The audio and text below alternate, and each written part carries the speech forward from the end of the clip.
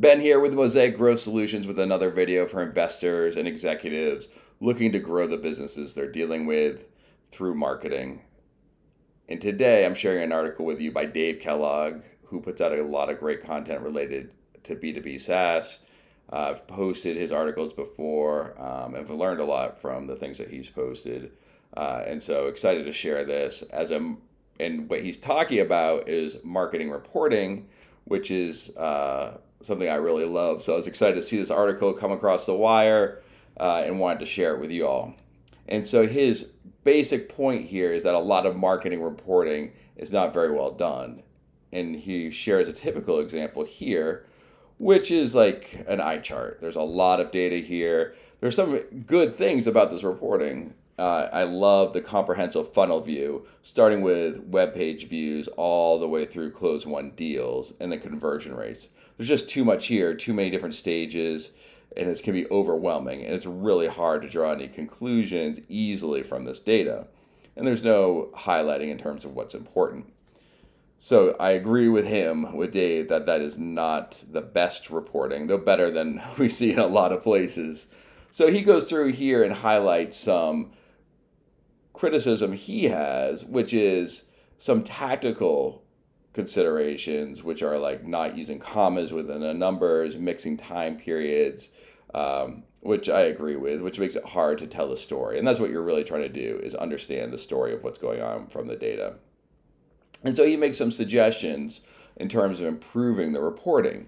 And some things that he notes that are missing is that it's not summarizing data in an effective way, and there's no revenue numbers in here or cost numbers in here. And so that's what people really care about, is what's happening with the money. How much are you making? What's your return on investment? What's your cost per deal? All those core metrics. And that's not included in here. And so that needs to be folded into this report to be truly effective. So basically, a better summary of the data, bringing in some key metrics and some tactical things in terms of making sure you're summarizing the data effectively, and then also making sure that it's consistent in the way that you're presenting the data so people can tell the story more easily. And so he shares an example that he says an improvement over that report. And I agree, it is an improvement. If you look here, here's his example, much more simplified, which I like. But the things that really stand out to me in terms of why it's more effective is, yes, simpler. You can see fewer stages here.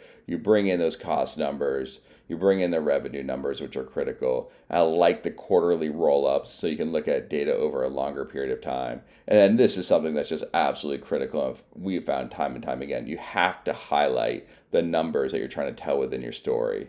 You can't just do a data dump and say, okay, here's my story, match the two up. Go through, take the time, and match and highlight the key data points so people can understand quickly what you're talking about. And so this is without a doubt an improvement. But there's definitely something missing here, and that is year-over-year comparisons. At the end of the day, what people really care about is, how am I doing compared to last year? Especially as an investor, you need to know, am I growing 20%? Am I down? Am I up 30%? And the reason why so it's key to the success of your business. You need to be able to articulate, how are we doing on a year-over-year basis? And the other thing that's really critical from year-over-year data is that it accounts for seasonality. Now, not every business has significant seasonality, but a lot that we've worked with do. They do have seasonality. You could be in the mortgage business and things are peak in the spring and summer, or you could be in the tax business and things are really hot in April. If you compared April to November, the numbers aren't going to look very good. You're definitely going to be down if you're in taxes. But what you really want to know is, how am I doing this April compared to last April? So I think this report could still be improved if we start looking at year-over-year comparisons. And really, if you're going to summarize this even further, you can start doing month-over-month comparisons to understand how you're growing. And that's the key. And that's what those comparisons do. They say, this is how we're growing. How these numbers are changing. So it really adds to the understanding of what these changes actually mean in terms of percentages. So adding in percentages here, year over year changes, would make this report even more effective. So we do have our ideal marketing template from a reporting perspective. It looks a lot like this, but it does incorporate those year over year and month over month changes depending on what time frame we're looking at. And I think that makes it even more effective. Anyway, just some tips to improve your reporting. Hope this was helpful, and we'll see you soon.